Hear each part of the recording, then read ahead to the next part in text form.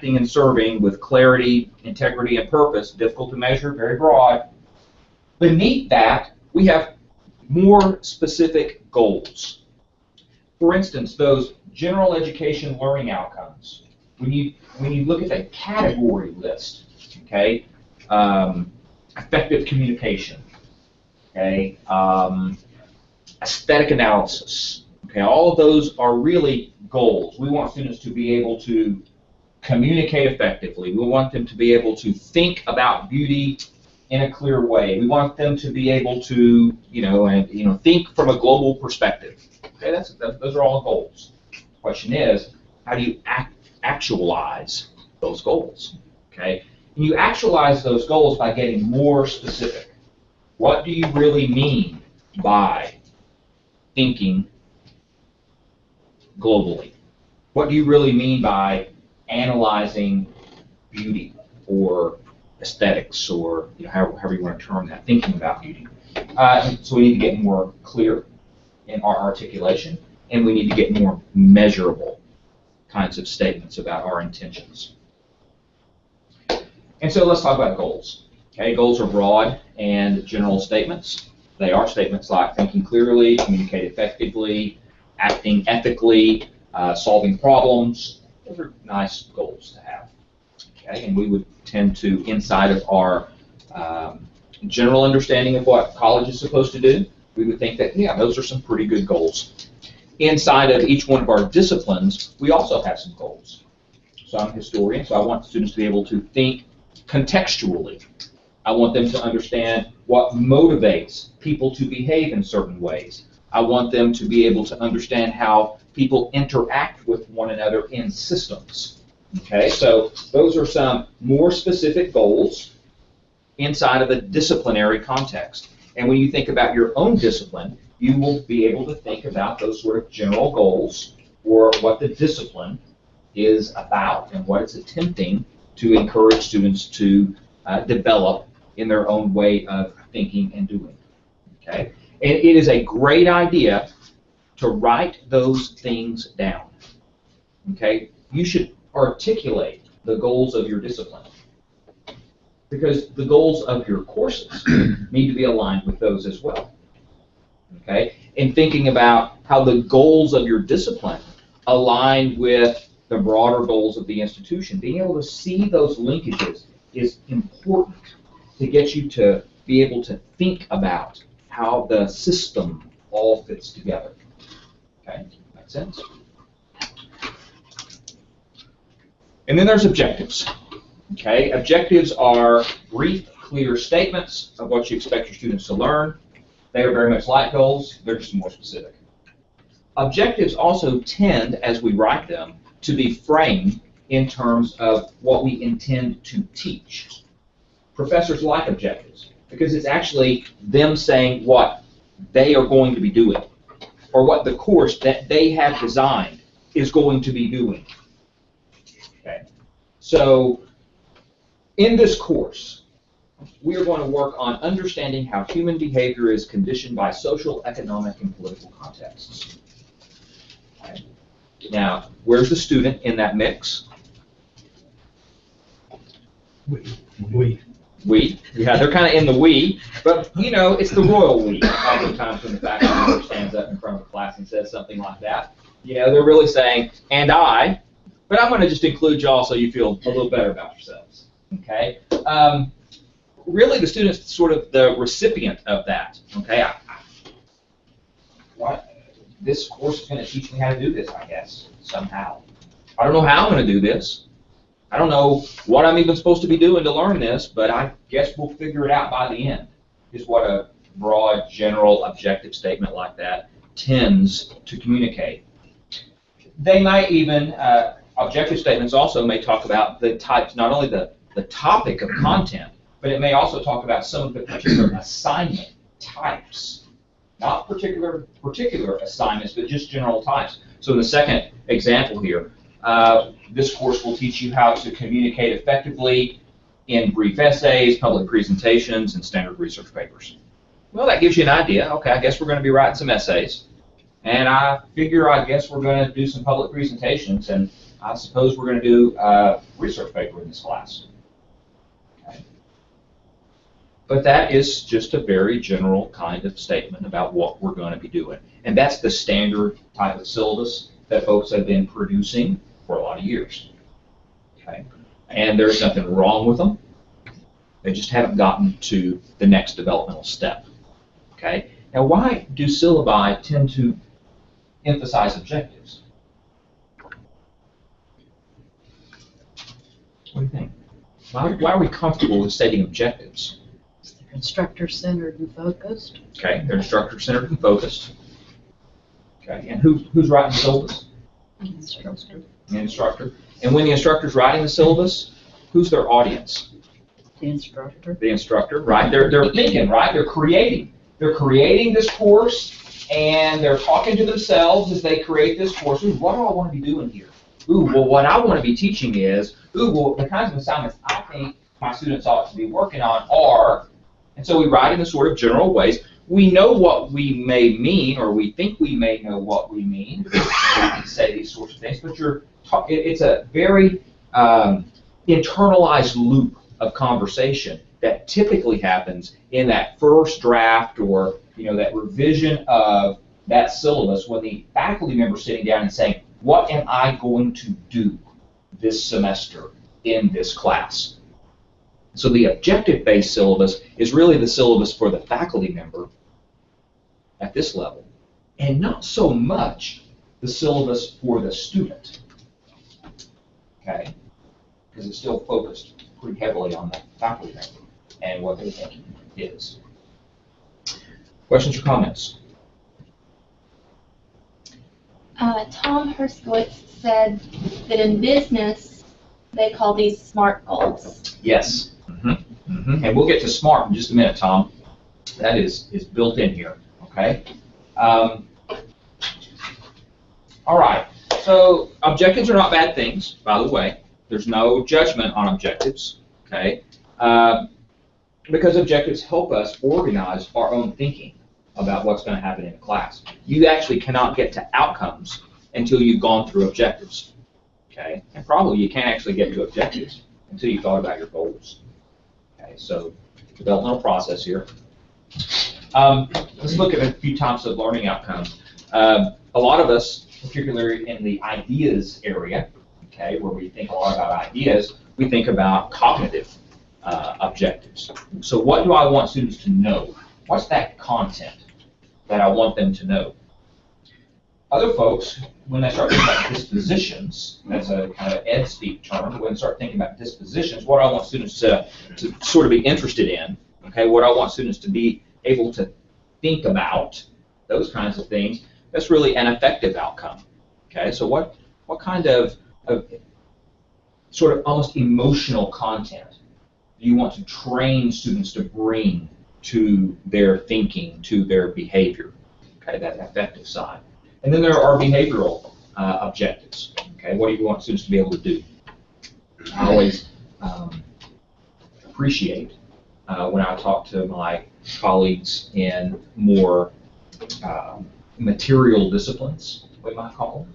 Okay, like in kinesiology or in chemistry or something like that, where you actually manipulate things on a regular basis. Because it's easy to well, I won't claim it's easy, but there is at least a way of watching a student do something and knowing whether or not they do it right. Kind of easy to measure. My colleagues in music, right? You watch the student, listen to the student play the song, and it either came out right or it didn't come out right, and you can intervene in the process of them doing it and show them how to do it a little differently. Much different than, I would claim it's much different than receiving a research paper that a student's been working on for a few weeks, or at least a few hours in the middle of the night last night before they turn it in, and then you get the sort of finished product, and you kind of wish somehow or another you could have stopped them about 10 minutes into the process of writing it and said, have you thought about whether or not you should have a thesis or not? I mean, those kinds of things, right? And of course, we build processes to try to intervene at different points in time, but you can't stand over them for the 10 or 15 hours it takes them to write and do research and all of that kind of stuff and watch and say, oh, you're not quite doing that right. Okay, we tend to offload that to private time on the part of the student. So think about those outcomes. What do you want students to know? What kind of ways of thinking do you want them to learn how to do? And what kinds of things do you want them to be able to do in terms of producing products or engaging in certain kinds of processes or whatever that may mean for your particular discipline? So those are 3 types of learning objectives. And if you're creating one of those multidimensional, diversified learning classrooms, you should be asking yourself in some ways, can I create objectives of all 3 types? Can I think about the student having an experience in this class in which they learn some stuff that they put inside their head? They learn how to use that stuff to produce some kind of tangible product, and they learn how to demonstrate to me that they can think in the ways that my discipline thinks, or feel in the ways that my discipline feels.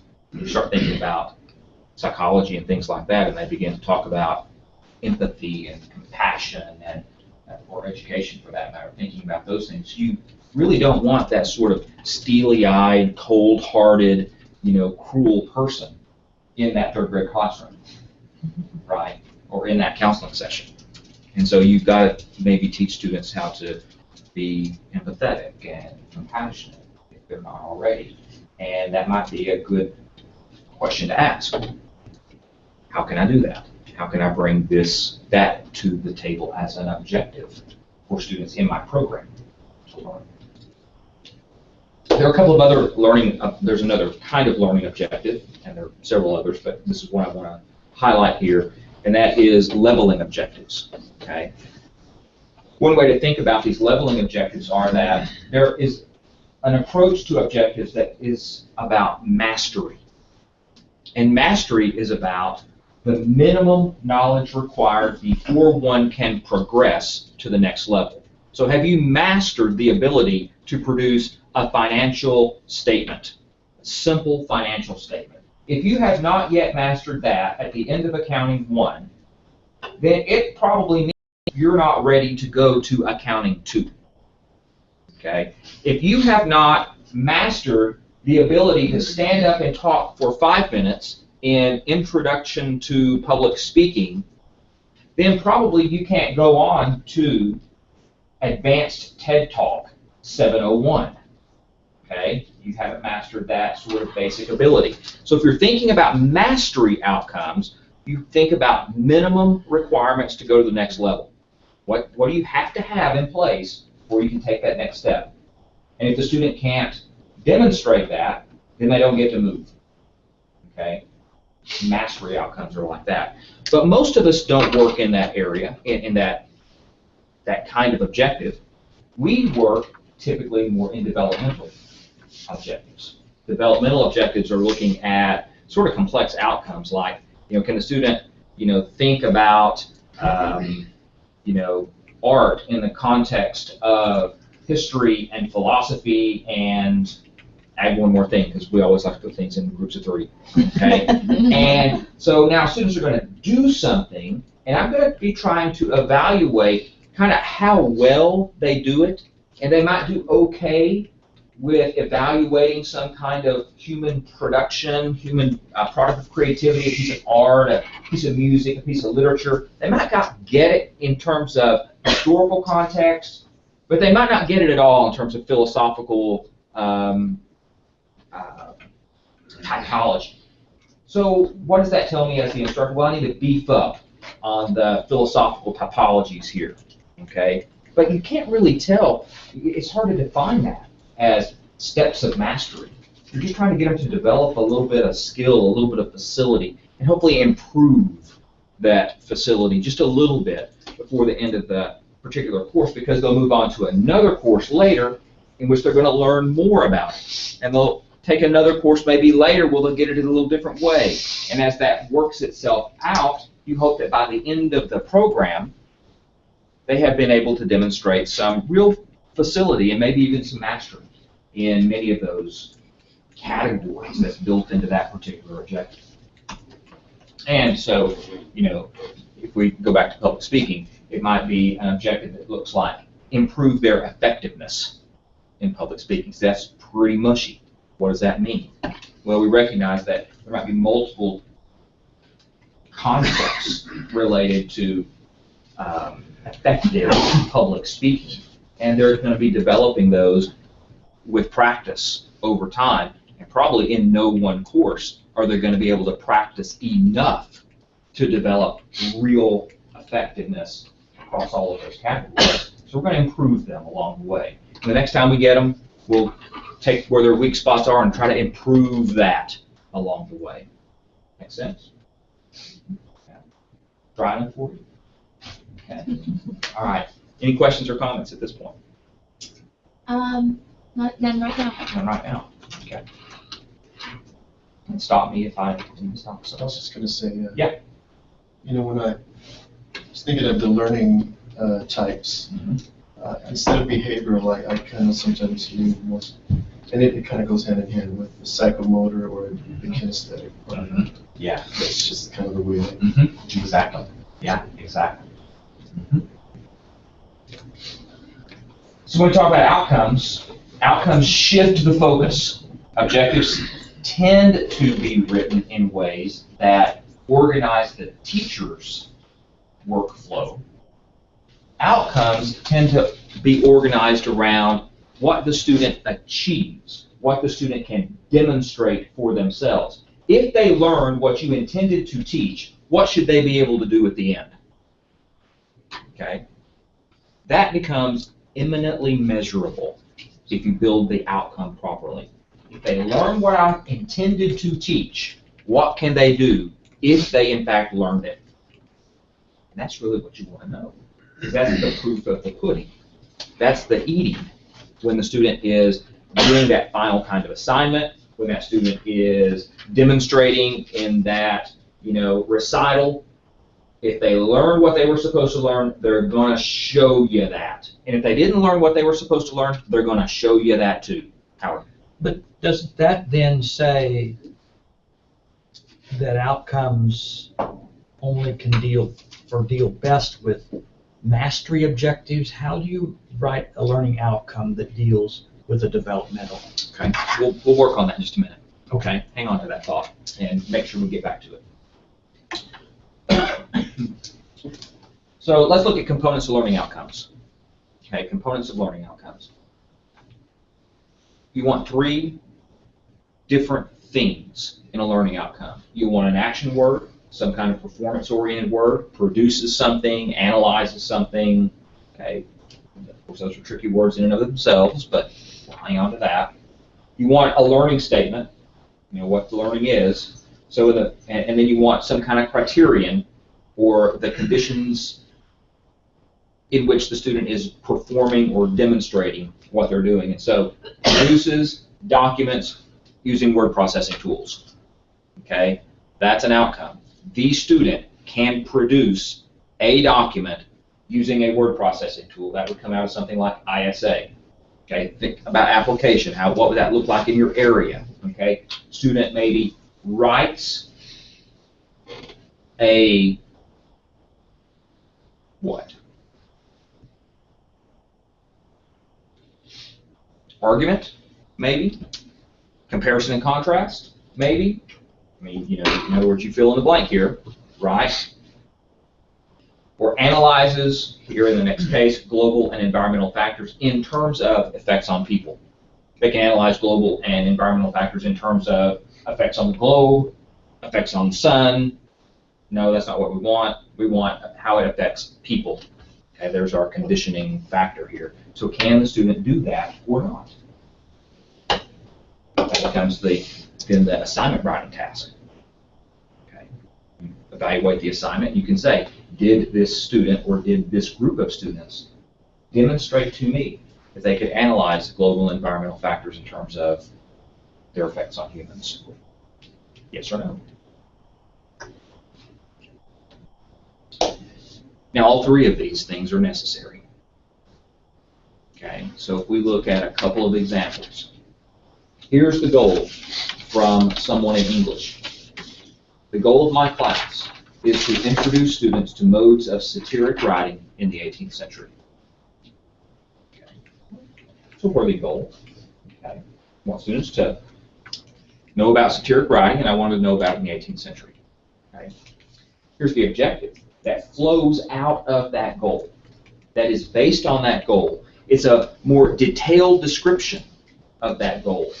Familiarize students with a number of substantive 18th century texts. So what are we going to do here? We're going to read a bunch of 18th century texts. Students will be trained in the close reading of language and its relationship to literary form. So we're going to read these 18th century texts, and we're going to read them closely, and we're going to learn how to read them closely. And what does that mean? Well, we're going to make them stop and define some terms, because this is the 18th century, and you know, they use a lot of terms in the 18th century we don't use anymore. We're going to stop at names, and we're going to introduce them to the fact that there were maybe some living people in the 18th century that they don't know about, and get them to understand that so they really get an idea about what's going on in this 18th century text. Okay? That tells me then my job as the instructor. I need to choose some 18th century texts that I want students to read. I probably need to read them for myself. I probably need to do some highlighting and underlining and things like that, and make some notes about things that I think students probably won't understand when they read it. And that's going to organize then maybe my lecture notes. I'm going to assign them, read the text. I'm going to come in, I'm going to lecture, I'm going to say, did you catch that funny word, blah, blah, blah, blah, blah? And then I'm going to explain to them what that means. Maybe I'm a more conversational kind of instructor. And so I've got that, and then I sit down at the table with them, and I say, now let's read that first paragraph. Somebody read it out loud. Okay, and they read it out loud. And then I say, now stop right there. What did that mean exactly? And then I get the students to, you know, say what it meant. Okay, notice who's doing the work here. Okay, I'm doing a lot of the work here. Do I have any idea at the end of class, having done that work, whether my students learned anything or not? And from just what I described, the answer is no. I learned a lot preparing for this class. I disseminated my knowledge. I got students to work through some activities along the way. But I don't really have a way of gauging whether they learned what I wanted them to learn yet. So I need to take the next step, and I need to articulate an outcome. So if my students learn what they were supposed to have learned, then they should be able to analyze the relationship between the language of satire to literary form by the close examination of a selected number of 18th century texts in a written essay. So how will I know? I will assign, after going through these motions of classes and lectures and discussions and all of these sorts of things, to write an essay, read the texts, write the essay thinking about satire and how it relates to the form, and give me some examples out of those texts that illustrate these various and sundry things, and then turn that essay in. I will read that essay, and I will ask the question, can this student, and that student, and the other student successfully do those things? If the answer is yes, success. Students have learned what I intended them to learn in this class. I'm successful. And so were they. Yes? Tom has a question. He says, but what is the standard for analyze? Mm-hmm. And Tom, that becomes up to the faculty member. You know what analyze means when you write it down. Or if you don't, then you need to think about it. Right? You need to come up with that yourself if you're going to use that term. Do some research. What does an analytical essay look like? Call a friend. Call Brent Montgomery and ask Brent. What does an analytical essay look like? What are its shapes and forms? Right? It seems like though I've seen charts for those kinds of things where there's like it says analyze and then it'll give you a list of possible activities or types of activities that will pull that out for you. Absolutely. Couldn't you define that in your rubric for the assignment? And that's where the next, then see, after the outcome comes, how are you going to measure that? And the simple way of organizing your own thinking about how to measure that is the construction of a rubric. Now, that sounds a whole lot easier than it is, but that is the best way to start organizing your thinking. And a little bit earlier, a couple of weeks ago, Brent and I were actually talking about this topic, and Brent made the observation that I wholeheartedly second and only would remember to say today because it stuck with me, and that is, when you're building a rubric, it sure does help if you have some previous student work before you actually plow into grading with the rubric, and so you can take the rubric and read over some previous student work or listen to some previous student work or whatever it is, and say, because you discover the deficiencies in your rubric, and you sure hate to be halfway through grading a set of student work before you realize, oh shucks, that didn't really work very well.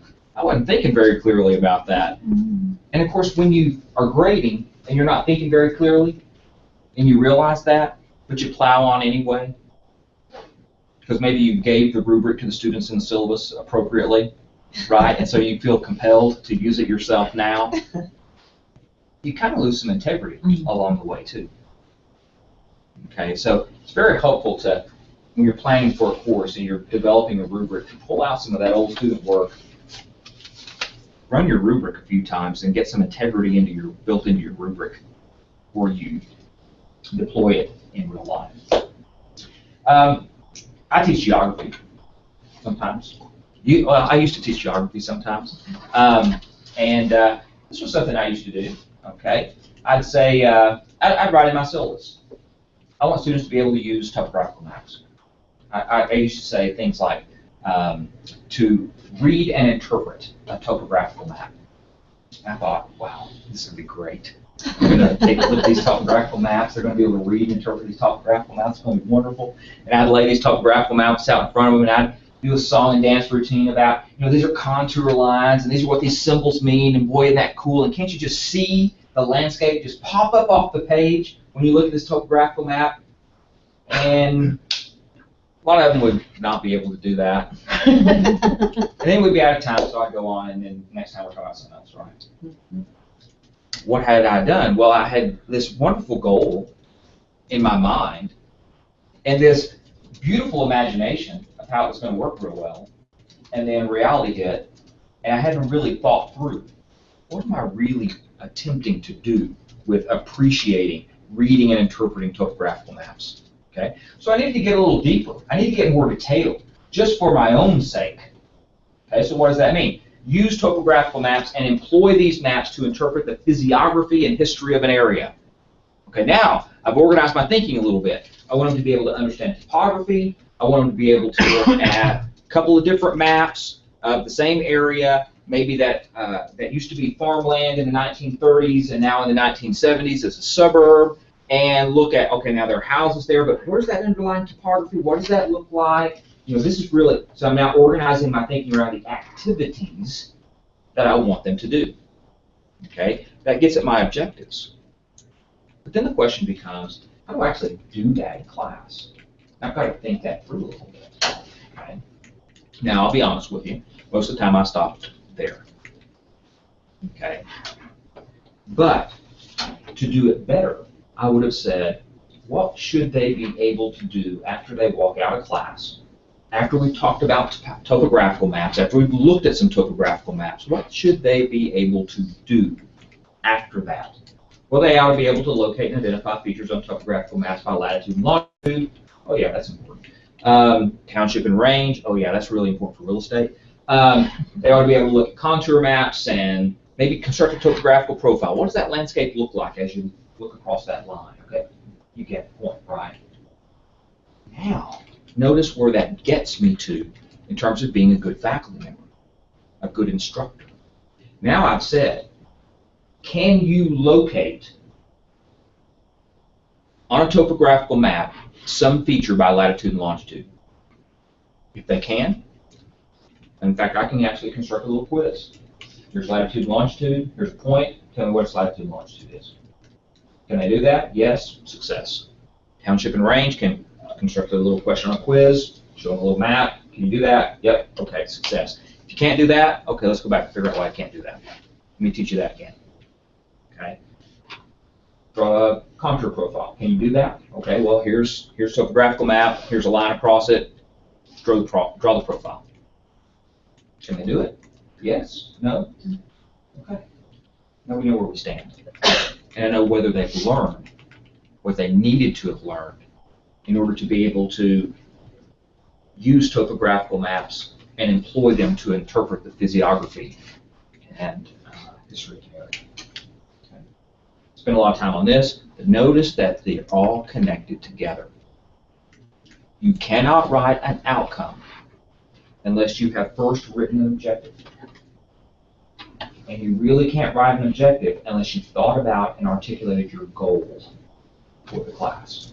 So you must have, to get to 3, you got to have 1 and 2. You really can't skip. Because this is organizing your thinking about your material. Of course, do you have to do that every time? No. You're masterful in your own discipline. You have some pretty good ideas, but it sure doesn't hurt to write it down. Because sometimes when you write it down, you look and you go, oh, wait, I forgot something. Oh, there's also this. Okay, plug that in. So, question for you. What are these? These are 3 statements from 3 different syllabi. Categorize them for me, please.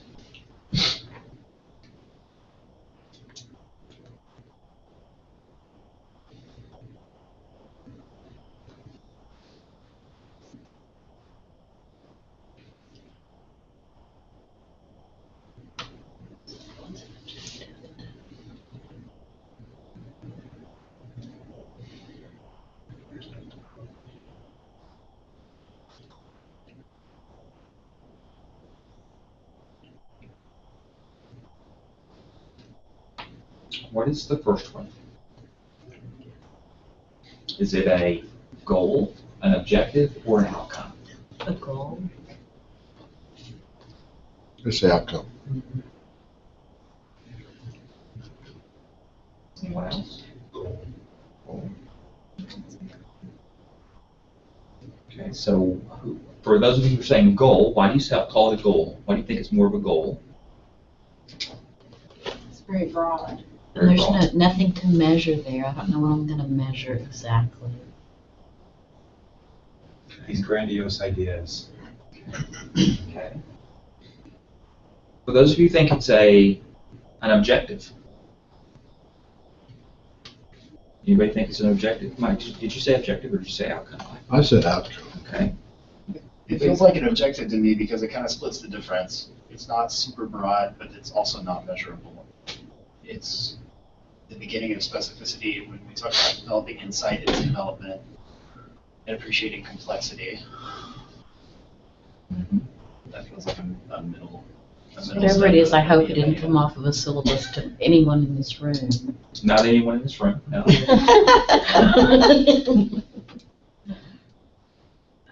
And by the way, this is not a bad thing, right? I mean, this faculty member is articulating what they intend to have happen in this class.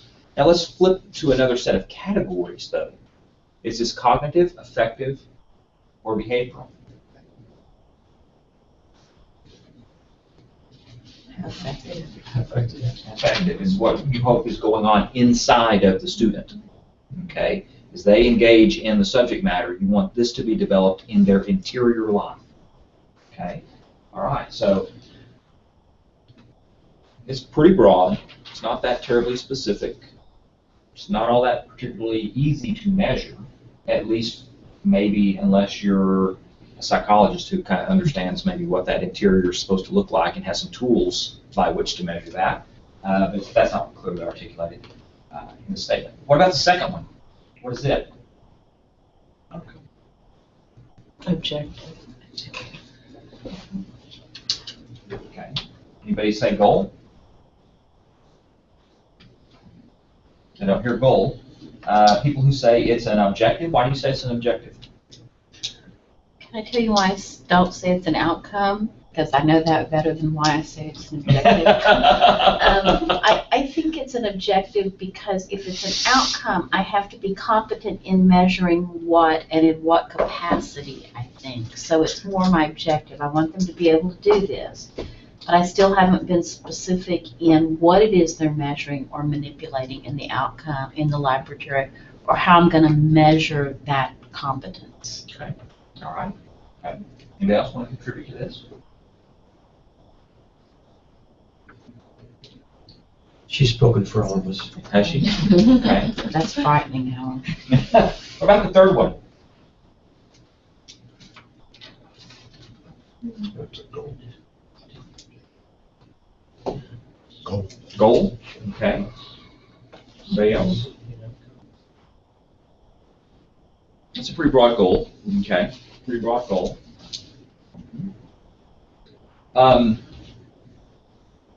The first one was articulated by the faculty member as an outcome. Okay. It was under a heading called outcome. Okay. The second one was under a heading called objectives. And the third one was under a heading called goals. Okay. And for the second and third, are they cognitive, affective, or behavioral?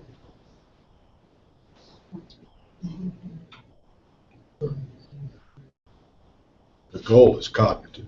Goal is cognitive, okay, an understanding of. What about measuring and manipulating? Behavior. Probably that lends itself to behavioral. I can watch you measure, right? I can watch you manipulate. And if you can do it right, good. If you can't do it right, we're going to have a different conversation, okay? All right. How do these compare to what you write in your syllabi? I'm very careful now to use those Bloom taxonomy action verbs to begin the statement because of what we found out at online learning. Okay. So I always start with that on the outcome. Yeah, start with Blooms.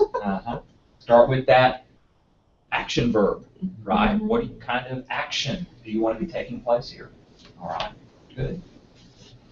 All right, so design smart. Well, what does that mean? Well, when you write those objectives and when you write those outcomes, make sure that they are specific enough. Make sure that they are measurable, even objectives. Be thinking in terms of how would I go about measuring that? Probably even for goals. It's not a bad question to ask. Not that you're going to articulate that, because as soon as you start articulating how you're going to measure your goals, you quickly step into a different category, right? You're stepping into either objectives or outcomes at that point. That's okay. You ought to be thinking. If you're crafting a goal that is so beyond the capacity to measure in any known way, then you might want to think about different goals. Okay? That's not to say you can't measure just about anything in some way or another, but probably what you're thinking about as what you want to teach your students. If you can't imagine a way to measure this nebulous goal, you probably ought to be rethinking how you're stating your goal, because you're probably not being that arcane in your thinking about what you're going to teach your students. Okay? Is it either aligned with, so there's two terms here in SMART, alignment. Is it aligned with the thrust of the mission of the organization? Is it aligned with the program objectives or the program mission? Or when you're thinking about deploying it with students, is it actually achievable? Okay. So you start with those first year violin students and you say, by the end of this year, I want them playing Bach. Okay. Well, let's see, is that achievable? Not well. Not Play it well. Okay. Okay. So recognize, I mean, we do that sometimes. We have this grand idea of what's going to happen at the end of the 16 weeks. And sometimes we need to think seriously about, can somebody actually do not just this one objective or outcome, but after I've turned everything into outcomes so that there are more specific and many more of them, can somebody do these 28 things that I've got lined out for them in class? Is that actually achievable? Do I actually have enough time to work students through that. Okay, so you start thinking about, can they really pull that off? Can I pull that off? Can they pull that off? How much time would it take? How much time do they have? Okay, those are the questions to be asking. You're designing those SMART goals, SMART outcomes, and SMART objectives. And also make sure it's time-bound. By the end of the class, by the end of this unit, by the end of their program of study, when they graduate. And of course, when you're doing assessment work, then that also tells you when you're going to measure. Is it going to be on the unit test that you're going to measure this? Is it going to be on the final exam or some kind of final project where you're going to measure this? Is it going to be on some end of program portfolio you're going to measure this, or some end of program test you're going to measure this on? What does that look like? Okay, so SMART, SMART's everywhere. Okay, you can see that anywhere. You've all seen it before, but I just want to remind us of it. So finally, or next to finally, these are developmental terms, and but they have some distinctions. Okay, goals should be turned into objectives, and objectives should be turned into outcomes. All three of them are important to have, if not necessary to have. In that more detailed realm of objectives and outcomes, one way to think about it, but certainly not the only way to think about it, is objectives have an important role in organizing you, the instructor, as you continue to design and develop the particular actions you will take in a course, and outcomes are what you will determine your success based on, what your students achieved. Okay. And so a little bit of practice here. We don't quite have time for it, but if you're going to articulate, if you're going to work through this, you would say, what is my goal? My goal might be understand the major theories of the discipline. How would I turn that into an objective?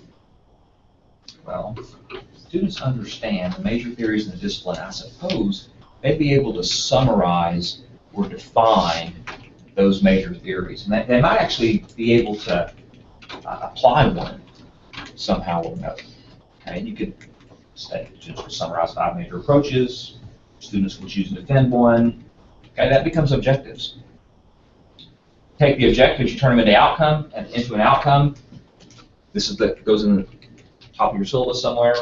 How successfully completing this course, you'll be able to articulate the key characteristics of and distinguish between, and actually list what you want them to be able to articulate and distinguish between. Leave them to their own devices, and they'll come up with 6 other ones that are not on the list that you intended for them to learn about. Okay, and be able to construct a well-reasoned defense in less than 2,500 words of how blah, blah, blah. That becomes then 2 or 3 assignments in your class. And then you can measure those assignments. You can link them up. Were my students able to distinguish between those characteristics of those 5 areas? They wrote a little paper on it. Yes, they did. They took a quiz on it. Yes, they were able to. Showed up on the test. Did they do that? Absolutely they could. Or they couldn't. And then could they write that little 5-page paper on defending one of those positions? If they could, great. See, this is all tied now into the details of the course. So, questions or comments? Is there a danger along the way that we will miss the really long-term impact of a course? I think back to band, talk about band. I was in high school band. I wasn't very good. I was 13-chair trumpet and 12-chair band. Wasn't very good, but as I thought about it, what I learned from that band was very ordinary people together can accomplish far more than, we were a championship band. We were really good. Mm-hmm. But there were not very many outstanding players in it. But that's what I learned. That's what I learned from band. Now I doubt that he had that in there Or I think back to Emmett Hammer here when I took the physical science course from him.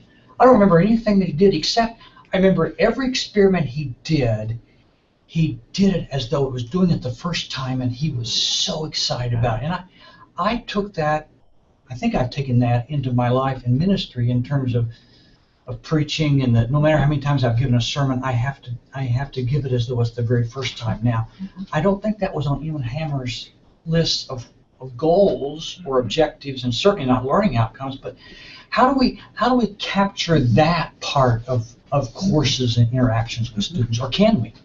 Well, I would say that some of those things may not actually belong in the syllabus, but they belong on your goals, Okay. or your professional goals or objectives, because Okay. those are really about, I want students to learn how to collaborate.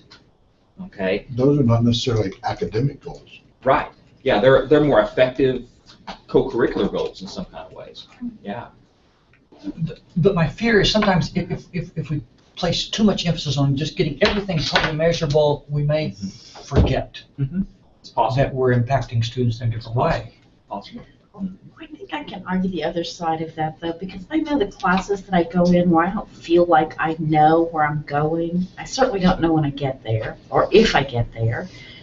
But because I'm so worried about trying to maneuver around what do I do for this next 50 minutes or this next hour and a half or whatever, I can't accomplish that because I'm too bogged down in the detail of just trying to figure out what do I do today with this group of people sitting in front of me. So I only see that as aiding that outcome because it frees me up so much to think, I got this. I know where I'm going. I know how I'm going to get there. I know what tools I need to use to get me there.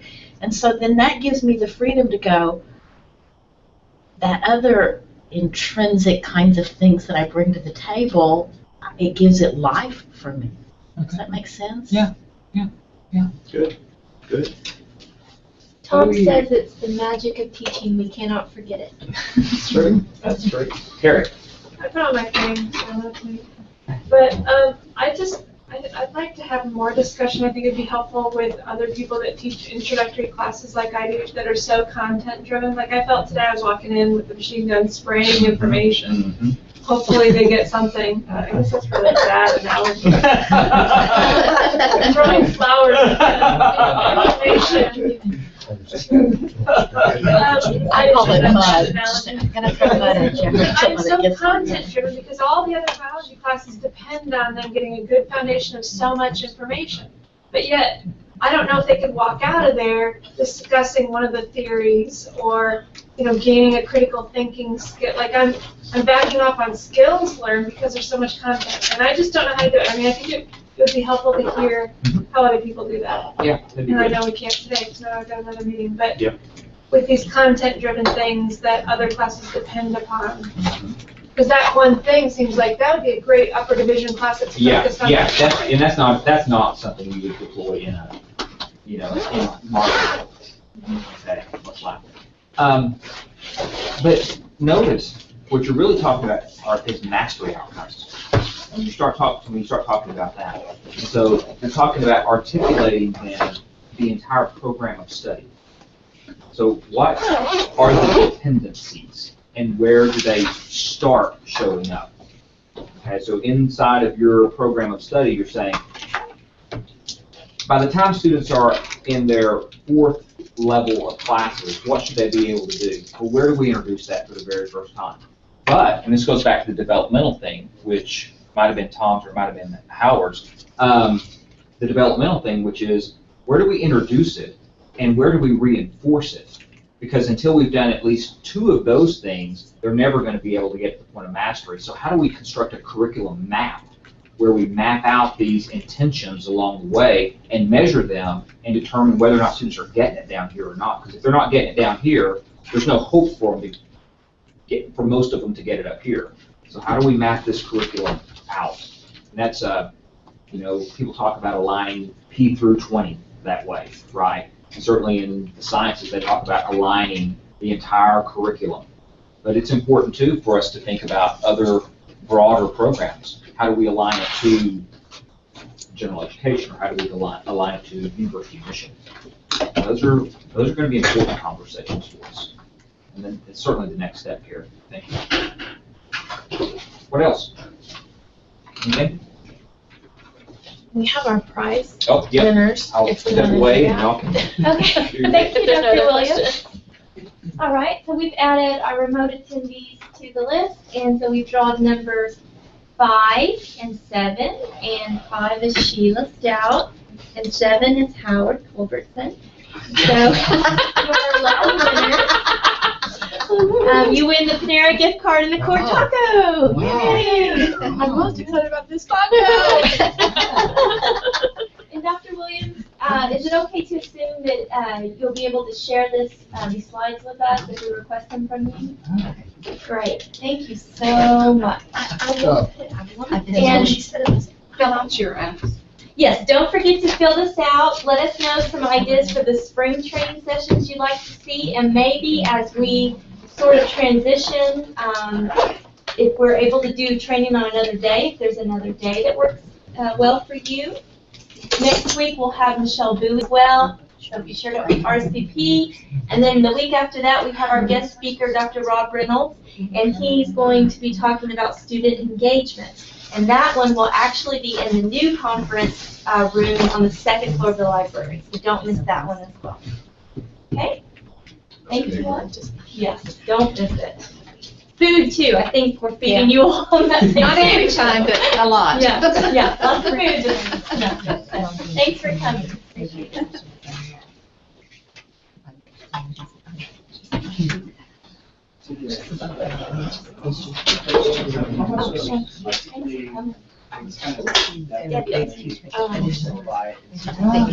You're welcome.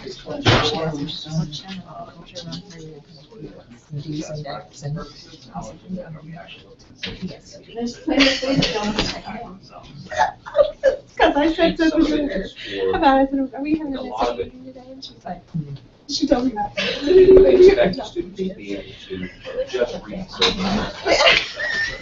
So what's happening is you're saying this is what it's going to be able to do. In listening to this presentation here and in developing out this principles management course, Say, which I got pulled off of it this morning when I got here, and I have not truly, this is to touch it because of his grade. This test. Well, so far it's just, but it's gonna count, it's trickled down. Those two all agreement. Yeah, because they were just, they just. But anyway, That helps. that course. Yeah, well, this for checking, yeah. So They got that measure for sure. Oh, yeah, That's really hard, right? I mean, so That's that's what I was string talking this about, for it would that. really benefit them if they had it. This needs to be much The math. Sheila, I didn't even recognize you the moment before. I cannot get used to this. I like I said it. that earlier, I saw her on campus, I think I just ran the day before. And I was like, That's okay, I'm just beginning to get used to it. Yeah.